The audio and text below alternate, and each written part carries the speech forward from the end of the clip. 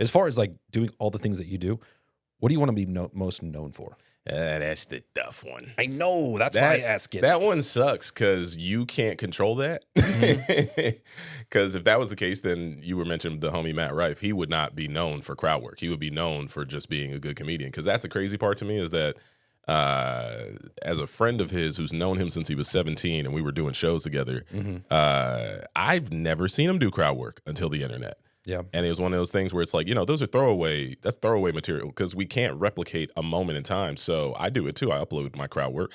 And then you come to the show and then I have like, a structured set full of jokes. And then, we'll segue into something random if I want to, or if somebody's silly or, oh, what's that news story in the news? Sure. And then back to jokes and then this and the third. We usually have a plan. We're not just up there shooting the shit. There are comedians who do that though, who are crowd work comedians, which are really good at it. There's a lot of them who are, they have it where they set up the crowd work and they can knock it down every time where it's maybe the same kind of question setups, but it's a different reaction every time.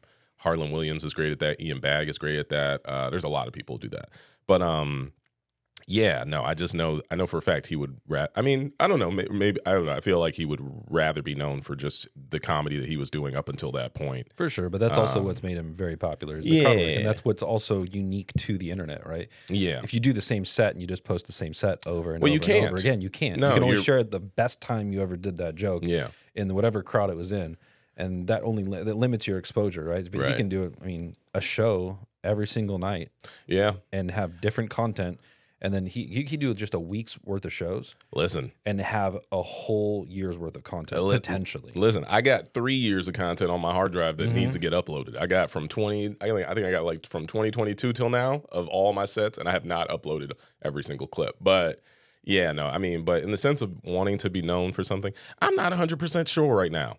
I think it's one of them things where, kind of like what you just mentioned, it's never too late to figure out what you want to do. A part of me doesn't know if I still want to do this. I'm just doing it. I'm just doing it because I know that this is what pays my bills, kind of, sort of.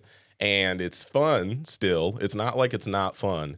But there's a part of me that's just like, we should make a business somehow. Like just something that like can make its own money in the background.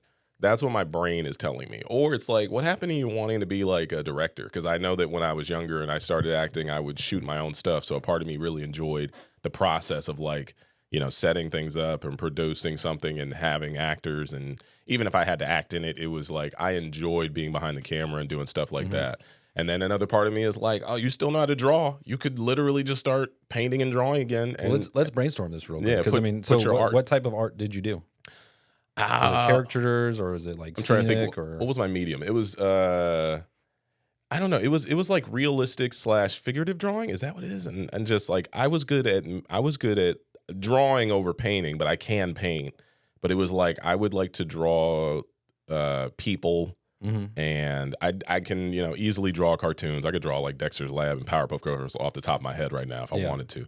But it was very much like realistic things. I don't know why, but I got into like this one like artistic block of just drawing like arms and hands. Okay. I don't know why, but I was good at it, and friends would tell me that's really good because hands are hard as shit to draw, and I'm like, oh, I'm just looking at them, and like I can draw what I'm looking at, but I don't know if it can be one for one. I don't do that like photorealism art. I don't think I'm that good. Well, for instance, I think of like two different artists, and they're different in their own respects. You have Devin Rodriguez, who does he's really good characters of people just like, hey, now it's like kind of more staged, but it's like, oh, I like him. I just happened to run into some random A-list celebrity on the train. everything on your phone is fake, so I don't know why people are even surprised. But I used to run into people that were actually like more like unknown, right? Yeah, so it was kind of nice to like get to learn people like, or just up and coming, or just they're very niche, you'd never heard of them. Yeah, I really enjoyed that.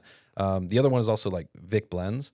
Yeah. So doing haircuts for people, just free haircuts, but he just has and that's his art, right? Is cut Obama's hair. I keep seeing that on my For You. There's a lot of different, my watch page, YouTube, right? Yeah. Yep. And so just being able to do that as well as just have a conversation with someone. Maybe there's a way where you can involve your art in some way with a person, and like they don't see it till the very end, but it's a podcast, and maybe put it up for people can buy it. Right? Possibly. Who knows? Yeah. No, there's too many options. I think that's what I hate the most about being an entertainer. There's too many options now. Yeah. And there's too many avenues. I remember when it was kind of like simple. It was like you act or you write or you direct, it's like you had one way. But now it's like, oh, great, you act, right? Cool. But have you uploaded like 20 clips of your acting so that people know that you can act? Because, because we're not really basing it much off of talent anymore. Mm-hmm. There's so many like, factors of just like, are you a known name? And can you sell tickets? Which at the end of the day, because who was it? It was Ethan Hawke and his daughter talking about that recently, where they said that they have tried pitching projects, but they have to cast based off of followers. Have you seen that? I haven't seen that, but I've heard that, definitely. I think I've never seen it too much in my career, except for maybe 2 times, but they were commercial auditions. But it was like in the room, and it was like 2013. It was back when like Vine was really popular, and I had somewhat of a Vine following because I knew all the people who were really popular on Vine. But they were asking me like, what's your social media looking like? And I'm like, huh? Like I'm acting. I don't need you don't need my social media. But they were like, no, your marketing is also going to be involved in their this. brain probably. Yeah, they were like, I think where they were trying to sell whatever this ad was to whoever, and they wanted people who I guess had something of a following. And I had one, but it was just like, I don't know. I think it's even sillier when I get auditions and I see the audition says in the breakdown, we want a this famous person type. Yeah. And my brain is like, fuck you, hire that famous person. I'm going to go back home. Or get your budget up. Because my thing is, I know a lot of them. Like, I've had auditions. Like, I think I had a Jack in the Box commercial one where it was my boy, King Batch. And they said, we want a King Batch type. Because King Batch is in the background negotiating with them. And they're like, fuck, we need to run auditions because we might not be able to afford what's his name. Yep. And eventually, he gets the job. No, it was funny. They, even for that role, it wasn't to play that character, but it was like, they just wanted someone with followers to jump in a pool. And it's funny because I guess they got some kid on TikTok and you don't even see his face in this commercial. I was like, oh, I'm so glad I didn't waste my time with that shit.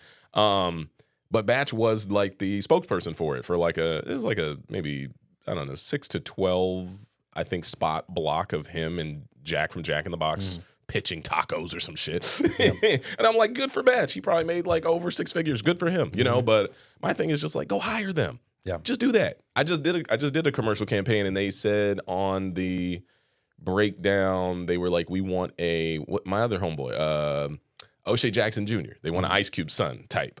Or I think they might have wrote like Donald Glover or something. And then I was like, yo, those are 2 different people on the spectrum. They are not the same type of people. And like, we're going to cast this with 2 different types of people and then see what sticks. It was so random. The only thing that I enjoyed seeing on there was the fact that it said we want like a tall, fit guy. And my brain was like, well, I'm tall. And I was like, thank God I've been working out lately. And I booked the job. And I'm looking forward to whenever this shit comes out, because we shot, I thought I only was doing 1 spot and ended up being 5. So I'm like, oh, fuck yeah. How long ago was that?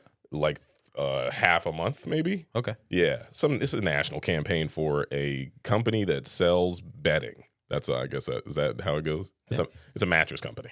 Yeah, but it's in the bedding world. Yeah, I don't know, but it's just one of them things where it's like, I remember I was like looking at all the other guys who I was going up against, because I went up against like 2 other friends who are like internet / actors / social media people, and I was like, I don't think you'll get it. I looked at another guy, I'm like, I don't know if you'll get it. And then I just remember me and the director having a funny, playful callback, and I'm like, oh, he likes me. Yeah. I got my job. Cool. I'm good. I got this. We'll just have fun. Yeah. And then my brain was like, good job. You grew out a mustache. That's slightly different. We'll do that.